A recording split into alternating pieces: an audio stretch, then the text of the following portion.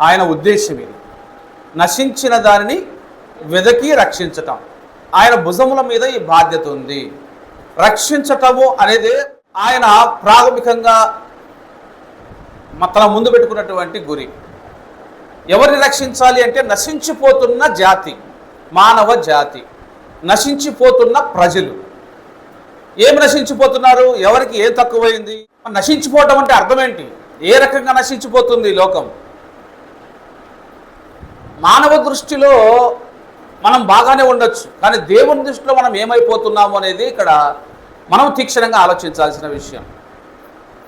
నశించిపోవటము అనేది ఆత్మల యొక్క మనుగడ అనేది నశించిపోతూ ఉంది. ఆత్మీయత లేని జీవితము నశించిపోతుంది.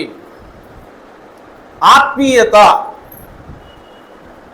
దైవికమైనటువంటి చింత లేకపోవటం,